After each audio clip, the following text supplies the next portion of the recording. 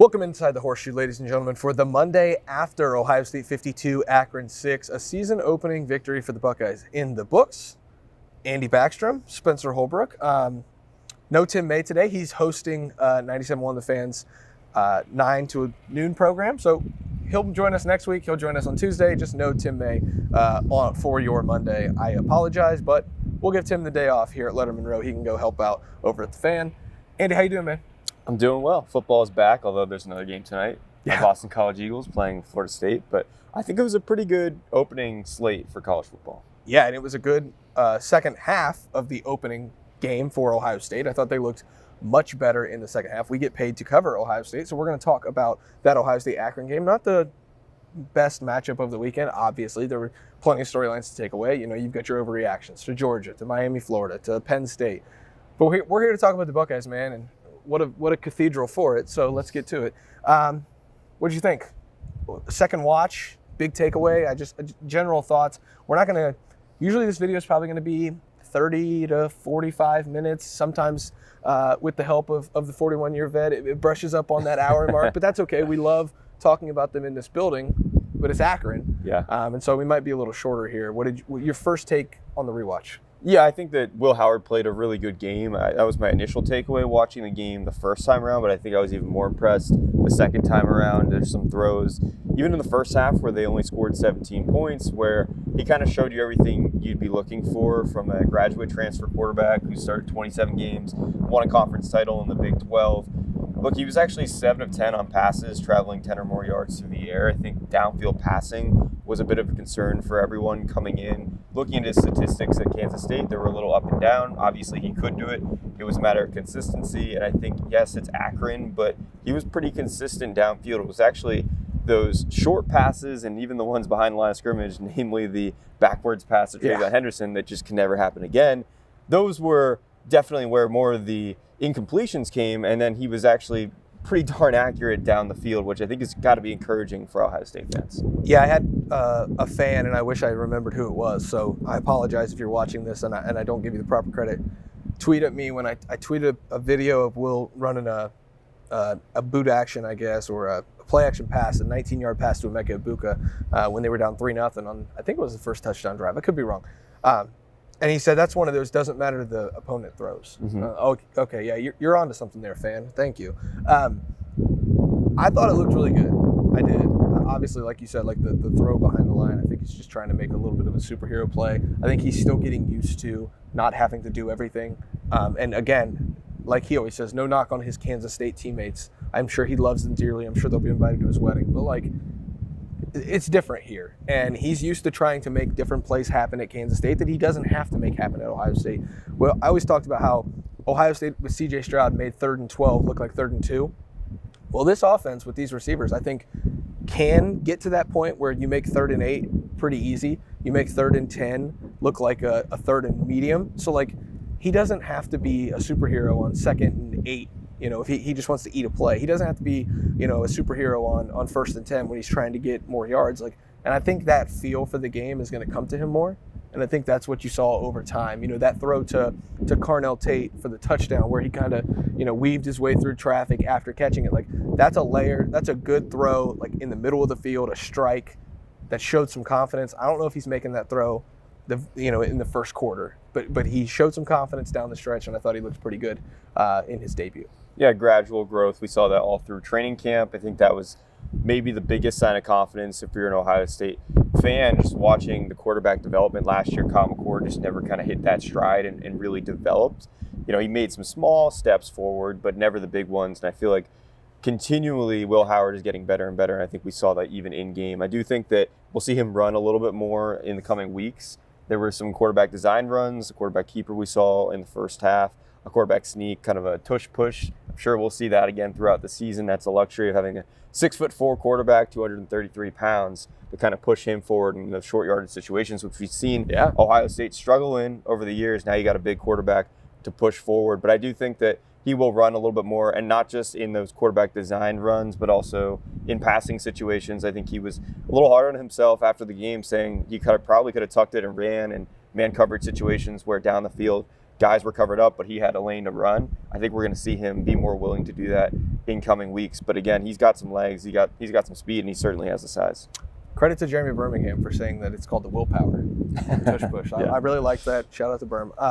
And then, the designed run where Quinshon Judkins, I think it was a fake handoff, and then Judkins led through the hole. Like, that's a quarterback power wrinkle that we've never seen at Ohio State, except for maybe with JT Barrett. But I'd have to go back and watch the tape on those old JT Barrett games. But that's obviously something that they'll explore. I would imagine, and maybe we'll get some insight from Chip Kelly and Ryan Day, keeping the hits off of Will Howard's body against Akron and Western Michigan and Marshall. I know that you still want to go win the game and run your offense, but like, if you don't have to run Will Howard, outside the numbers, or get him in the open field again in these games, just don't do it. Like, you don't have to. And so maybe keep some of those quarterback run wrinkles in your back pocket, which takes me to the offensive line, because I think Will Howard at times showed equating numbers in the run game, and then I thought at times the offensive line just didn't do a good enough job. I want to start with this, though, and I said it, I think, on the Lettermen Lounge message board. Go there at lettermenrow.com and get that. Go to the message board. Come hang out with us. We have a great time in there. But I think I made the point, Andy, it's like the run game is extremely close. And if you watch, you made a point that I'll let you get to here in a second before we hit record here. But if you watch the second watch, I was much more confident in the offensive line than I was on the first watch, where I'm like, wow, this is a mess.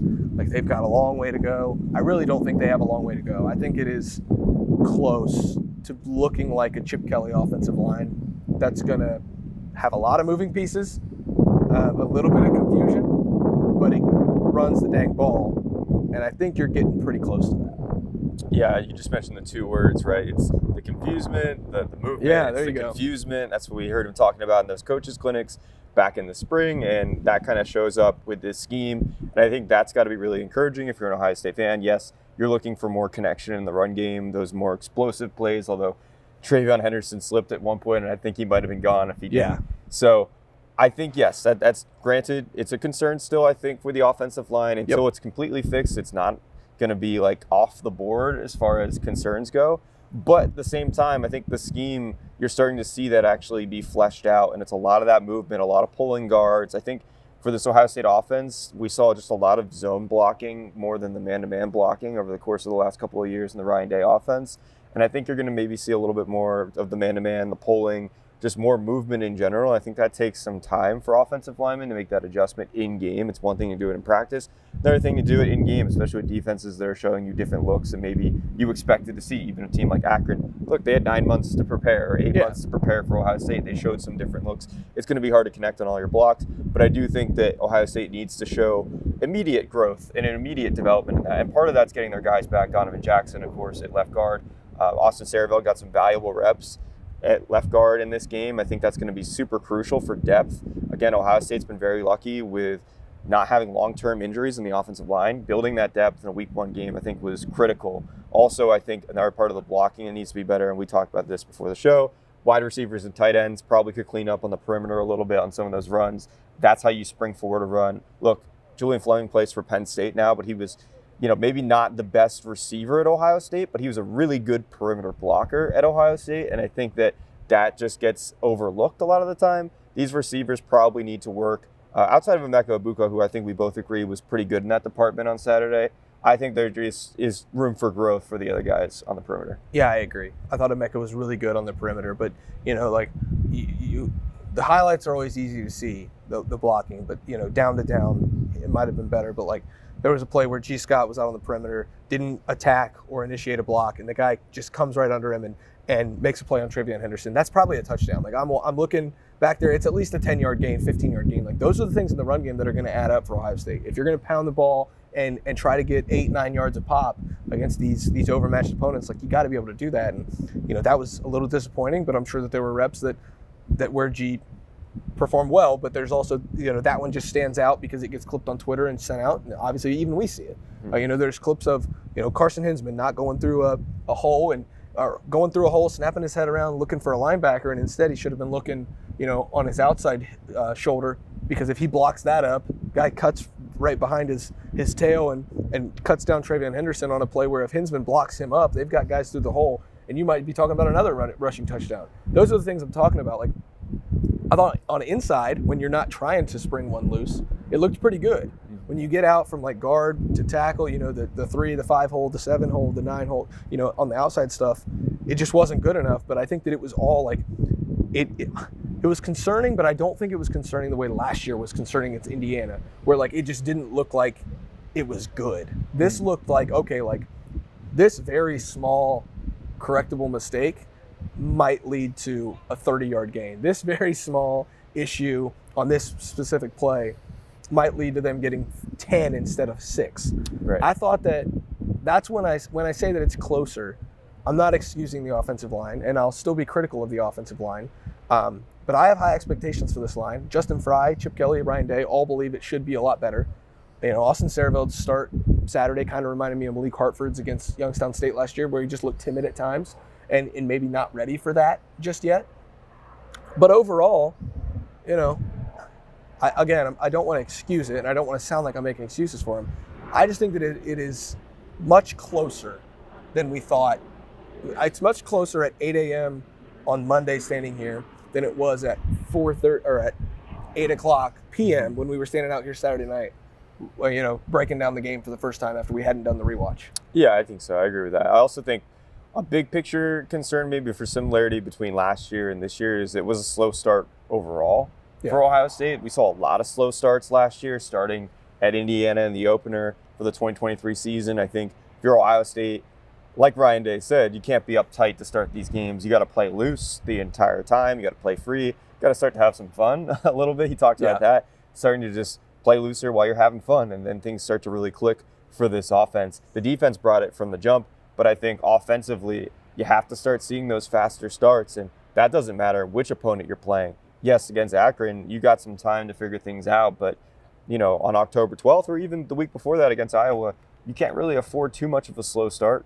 And I think that for this offense, that's got to be the standard and the expectation going forward, that you can't have a 3-and-out to start the game. Will Howard was 0-4 to start. That wasn't really all on him. There were 2 drops in the mix there. There were some procedural penalties along the way. But overall for this offense, you need to be better. And I think you need to start faster. Yeah, I think the timing was off on the Emeka throw on 3rd and 5 or whatever, to open the game. They could have moved the sticks there. I think if it was a quicker throw. You talk about Carnell Tate dropping his first target of the game. Obviously, Jeremiah Smith dropping his first target of the game. I can't believe we made it this far in the video without saying Jeremiah's name. But I guess we're talking concerns right now, and we'll get to the good. Jeremiah dropped his first target. So those were 3 of the first 4. There's a couple other things that I thought just weren't well executed early. I believed that Chip Kelly would have a script ready to march Ohio State down the field on drive 1, set the tone for the season. I was wrong. But I also don't think I was wrong, because if Jeremiah Smith just catches a screen, the more I watched it, the more I was like, oh, the rewatch, the film room in the Woody is going to be rough on that one, because that they designed that, they installed that, they put that in. Okay, we're going to get Jeremiah's feet wet with a real easy catch screen pass, and he might take it to the house. And folks, he was going to take it to the house. Yeah. I mean, he still had 2 touchdowns. So, I'm not going to nitpick true freshman to 5-star guy who's might be one of the top 10 receivers in the country already after 1 game. But,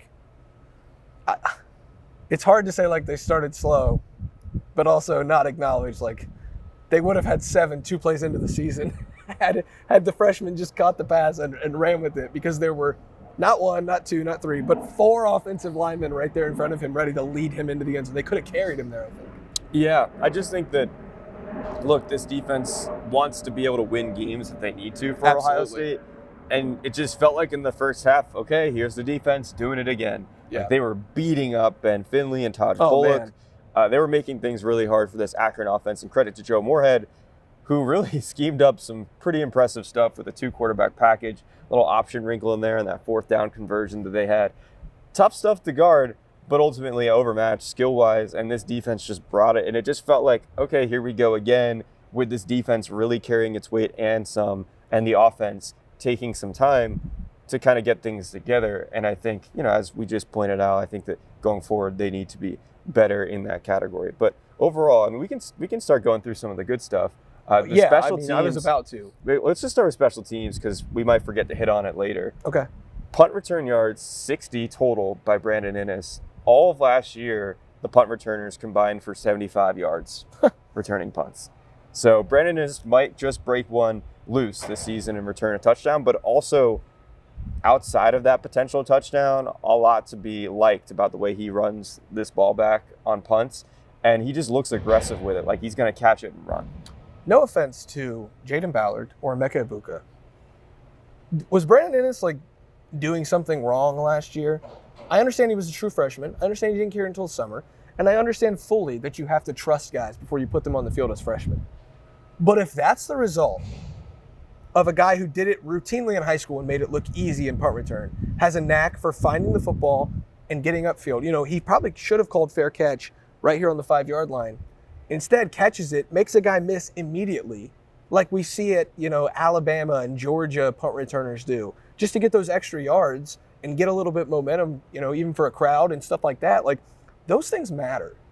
And there were times that this offense could have used a special team spark last year. We don't need to get into a special teams talk about last year at all. Yeah. But Brandon Innes, if this is what he brought on Saturday, I don't see why he wasn't bringing that last year. And he started the Cotton Bowl, didn't return punts. What are we doing there? That's a spark. Right. And I know it got called back, but the one return was fantastic. And if you don't hit somebody in the back who wasn't even going to make the tackle, you have a 40 yards less to work with, offensively. And that changes the script of the drive. That changes the play calls. That changes everything. Brandon Innes can change everything for this team on special teams. He's fantastic. And, I think it's, again, I'll say it again, it's more of a when than an if he's going to return a punt for a touchdown. He kind of changes things for me. Changes the calculus. All of a sudden you have a guy back there for the first time since Jalen Marshall in 2014 at Ohio State that you really don't want to punt to. Yeah, I think overall special teams were executed pretty well, which I think sigh of relief for maybe everyone in this building to see that after last year, as you mentioned. Also worth noting that Joe McGuire was the starting punter. Weird. After we were told that Nick McClarty would be the starting punter, but hey, things change. And also, hat tip to Rob Keys and Gunnar Daniel and the rest of the special teams people who kind of make that call, because Joe McGuire was pretty good. Yeah, almost 45 yards a punt. I think 44.7. One traveled more than 50 yards. Yeah, good for him. Did his job. Before we get over to the defense, we will go through some good stuff from the offense. I thought TreVeyon Henderson was fantastic. He looks like he's got everything back. He's healthy right now. He looks focused. He's a team captain. By the way, he's a really, really good running back. He's hitting holes. He's bursting into the open field. I know there wasn't a lot of running lanes thanks to what we talked about where the offensive line, was missing a couple assignments on the pulling. I think the pulling still has them a little confused on what they're supposed to do. But one guy who's not confused is TreVeyon. Put the ball in his hands. He was great out of the backfield, 2 catches for 18 yards, but they looked really good and effective. I'm really impressed, man. TreVeyon looks really good, and that's not a knock on Quinshon Judkins. I think he's got to settle in a little bit. I think he was pressing, and Ryan Day said as much after the game. I think the rewatch kind of confirmed that, but I thought TreVeyon was really good, and I expect Quinshon to be really good this Saturday against Western Michigan. If you get both those guys playing really well, heading into the back part of September, you're going to be onto something. Yeah, both of them ran for more than 50 yards. TreVeyon had to higher yards per carry, as you kind of alluded to. But I also thought my favorite drive was in the second half where both of them were involved. TreVeyon Henderson sprung a run. He also had a reception on the drive. Then Quinshon got in, converted a 3rd and short. And then down the line, you have James Peoples with his first carry who scores. And I think that was fitting and showing, they only have 4 scholarship running backs, but their top 3, and you can even put Sam Williams-Dixon in the conversation, that their top 4 backs are pretty darn good. And James Peoples, I think, is going to get a lot of attention this year, early in the season especially. And I think that he made the most of his opportunities, especially his first one, rumbling into the end zone there. He felt like he was ready to just plow through whoever he had to. He only had to really break one arm tackle, but that was good blocking on that play. Well, down there, his 6th carry, his final carry, put it on the turf and got yanked. Sam Williams-Dixon goes in there. Obviously, there's some stuff that we don't see from the press box that we see on the TV. I'm rewatching the game yesterday, and all of a sudden I see James Peoples bumbling over the sidelines, and there's Carlos Lachlan there to greet him. And I just thought to myself, Man, that's the last person I would want to see at a time like that. Yeah. Don't fumble the football. You know, I said it in I think the game grades on Sunday at lettermenrow.com. Like, you cannot fumble the football. It's inexcusable. You know, the thing that they always talked about with Dallin Hayden his freshman year, it's like, oh, we want to get him in the game. We have to be able to trust him with the ball. Ball security, ball security, ball security. And we never saw a fumble from Dallin. But Ryan Day continued to harp on ball security as like a big thing when it comes to, can Dallin Hayden play for this team as a true freshman? James Peoples obviously can. He's got the skills. But you're putting the ball on the turf against Akron in the fourth quarter. Like, you cannot do that, because if that's in the second quarter, you know, in Eugene, that's a game-changing play. And I thought he looked really good. Yeah. But you can't put the ball on the turf. You're right. Absolutely. All right. Defensively, unless you got anything else offensively, the receivers were fantastic once they stopped dropping passes. The offensive line was We'll talk about that more with Tim on Tuesday, I'm sure. Running backs, thought were good. Will Howard, we talked about him. I think there's one more note for offense. Okay. Tight ends, it felt like that rotation was interesting. We were told that they were all going to roll. G. Scott got the start, but Will Kazmarek played the most snaps, just by one. He played 20. G. Scott played 19. I believe Jelani Thurman played 18. So those top three were right around the same range of snaps. And then Bennett Christian played a handful of snaps, I think 9, and Patrick Gert played around 5 snaps. So they were all involved, those 5.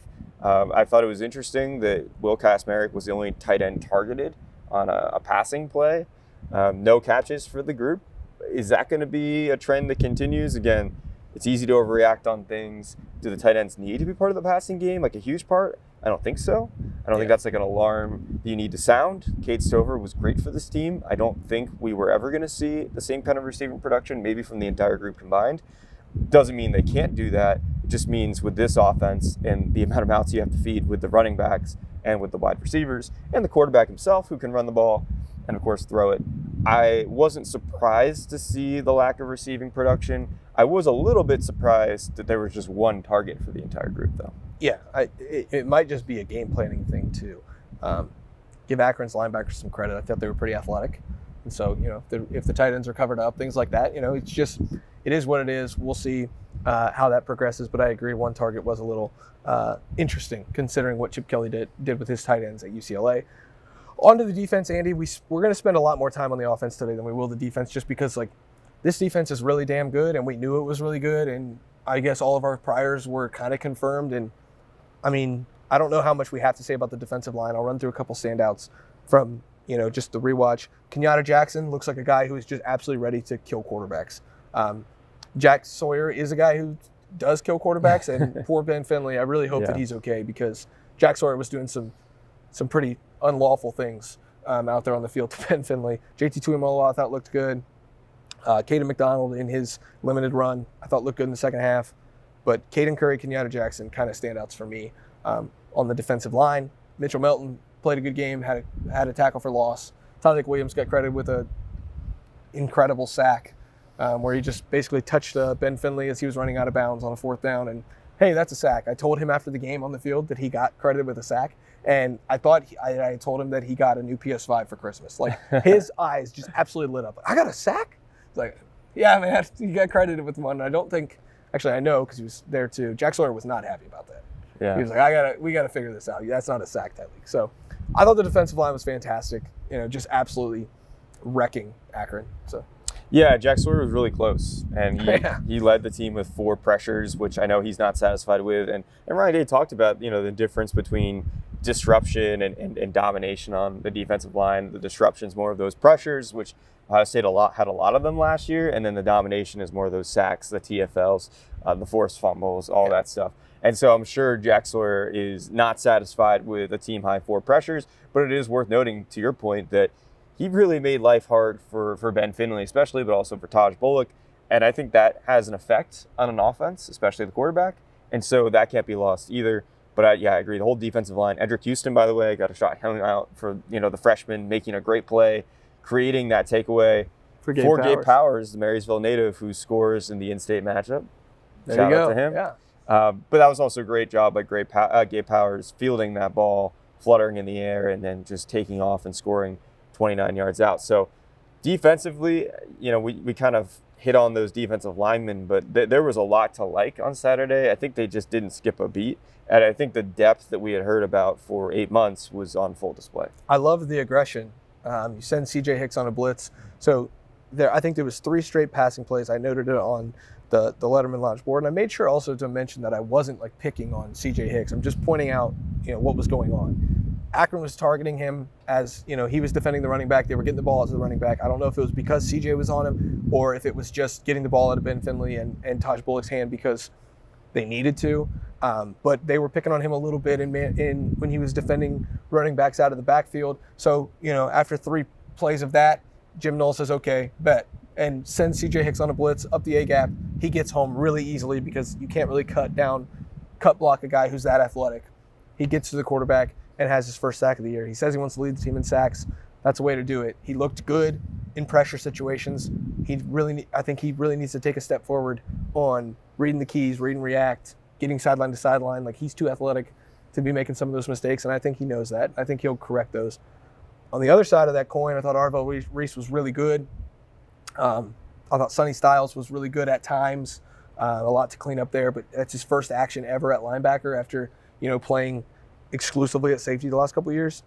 Linebacker group, I think I gave a B or a C on the Lettermen Row game grades, but I didn't think it was bad. I just think that there's like a lot of correctable things. Almost like linebackers kind of remind me of offensive line. I thought they were close.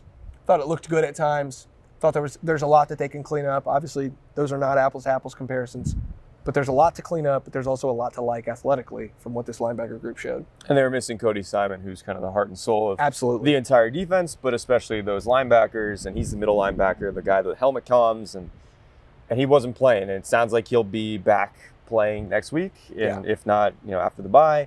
But when you're missing your middle linebacker, Sonny Styles had to step in, and not only was he playing his first game at linebacker period, but he was playing at middle linebacker, where he's mostly played at the will spot alongside Cody Simon this summer and this spring. So that was definitely an adjustment. And, look, with a crowd, this was the first time they were using those helmet comms. I'd be interested to talk to Sonny and ask how that went. Yeah. It's got to be different for the defense than it is for the offense with the play clock shutting off at 15 seconds and making those adjustments. And when the stadium gets loud on third downs, we talked about that. And that was potentially with Cody Simon handling that, who's a 5th-year player who's played a lot of middle linebacker, a lot of linebacker in general.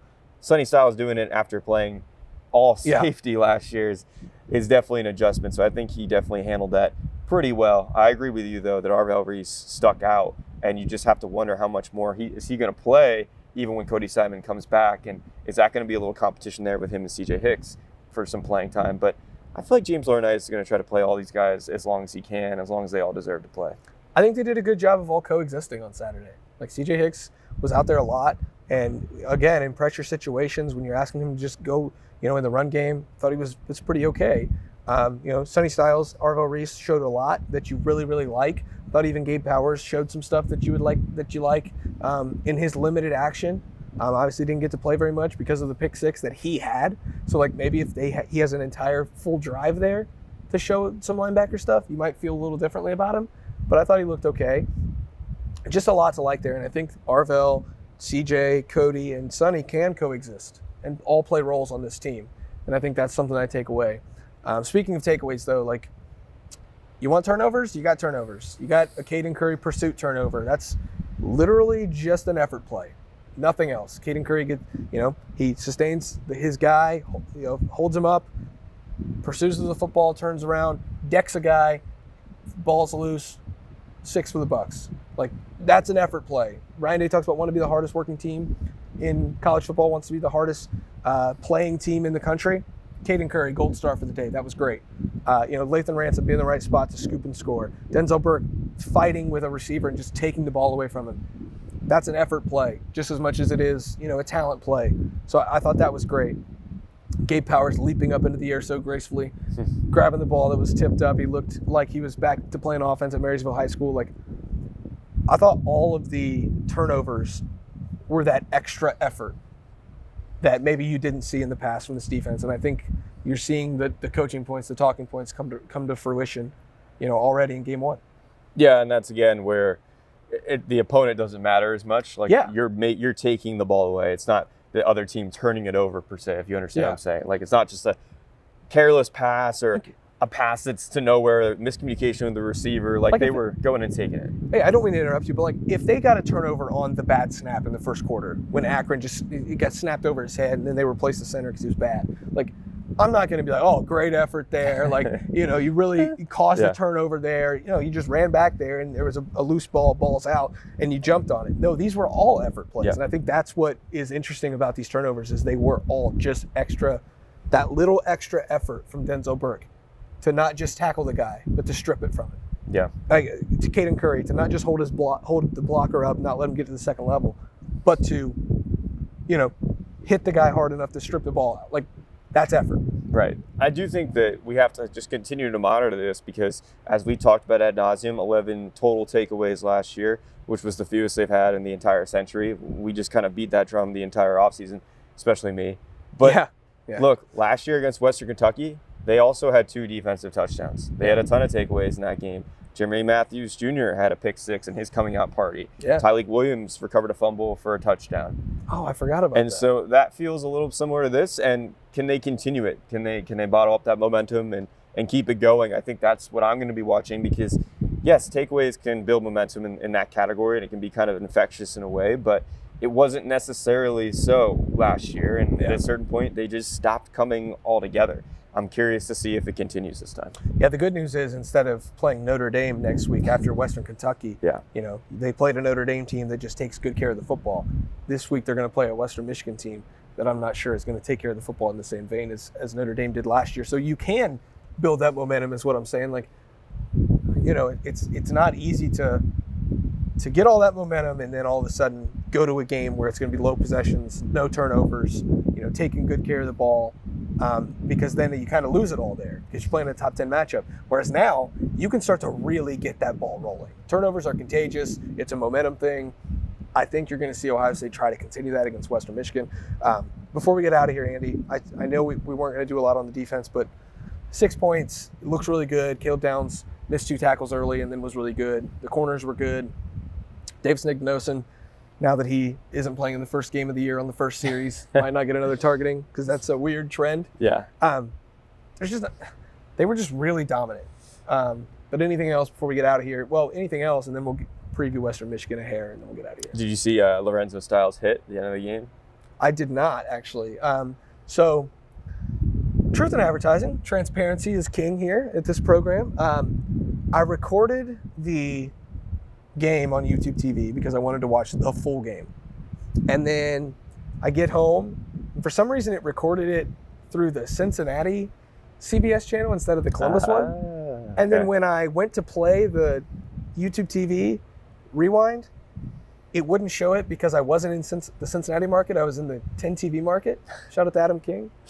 And so it wouldn't let me watch the game, so I had to do it on Big Ten replay in 60. Okay. And so they just completely cut off like part of the fourth quarter. And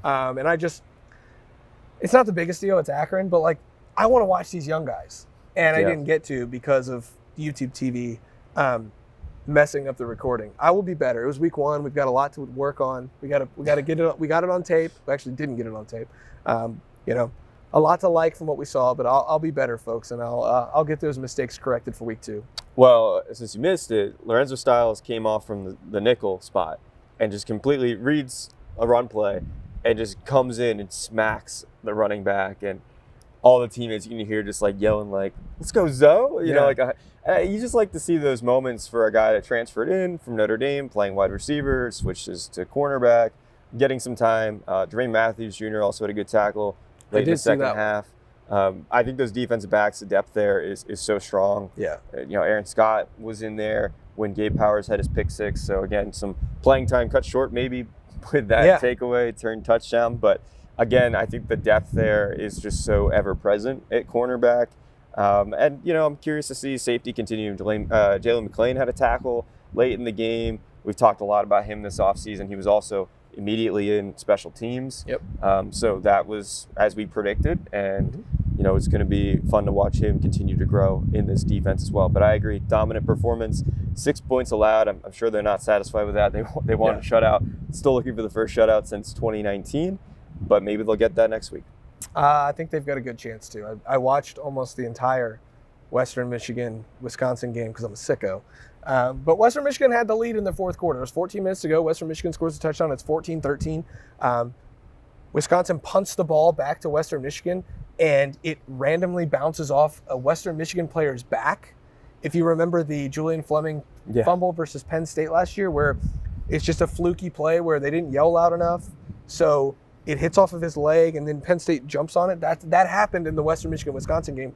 So Wisconsin gets the ball back, goes down and scores, and then to take the lead and wins the game. If that doesn't happen, Western Michigan might be walking out of Camp Randall with a win, because they were controlling that game. They had all the momentum. They just forced a 3-and-out after scoring a touchdown. It was 14-13 early in the fourth quarter. All of that is to say, like, they just took a decent, depending on how you feel about Wisconsin, where they had the power rankings. They're 11 right now. Okay, well, in the 18-team Big Ten, that seems like middle of the pack to me. Yep. So they took a middle of the pack Big Ten team to the brink in the fourth quarter. I don't have much else, but like, it's just something to monitor. Like, they're not going to come in here and roll over, but also I think they understood that if they were going to beat one of the two Big Ten teams on their schedule, it was probably last week. So they threw a lot at Wisconsin, and I wonder if that energy level is going to be down a little bit after a tough loss, over the weekend. Well, yeah, and Ohio State has tape now on Western Michigan, which always helps after week one. And look, they'll have them tape on themselves too.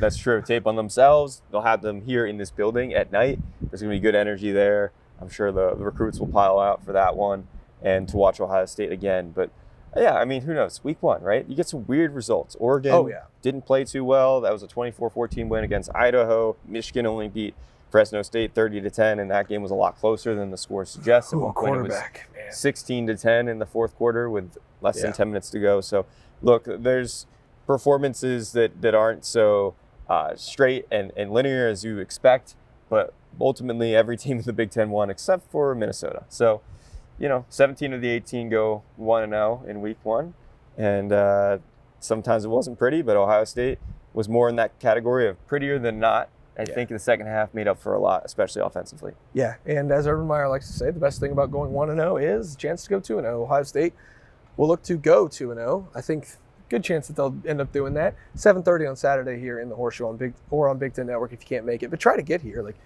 I think it's going to be a lot of fun. I know it's Western Michigan at night. It's not Iowa at night or even Oregon at night here in the building, or Penn State. But I think it's going to be a lot of fun, and I think fans are going to be able to enjoy. It's going to be a little chilly down in the 60s or even 50s. It's going to feel like football here in Columbus, Ohio on Saturday night. It's going to be a lot of fun. But we can't get there before we get to Tuesday, Ryan Day's press conference. Wednesday, we're going to have player availability in the Woody. Lettermen Row will be there every step of the way with Andy Backstrom, with the 41-year vet Tim May, who, we'll see tomorrow. Didn't get his second thoughts, his rewatch thoughts, but that's okay. It's just Akron, and it's just week one. We got a lot to clean up here at Lettermen Row, and Ohio State has a lot to clean up over at the Woody Hayes Athletic Center this week before it takes on Western Michigan. Again, Lettermen Row will be here, but first, go to lettermenrow.com. Get all of our week full of coverage in the build-up to Ohio State, Western Michigan. For now, we're just breaking down Akron. This is the Monday after Ohio State 52, Akron 6. That's Andy Backstrom. I'm Spencer Holbrook. Thanks for watching. Thanks for listening. We'll see you guys over in the Woody on Tuesday for Ryan Day's press conference.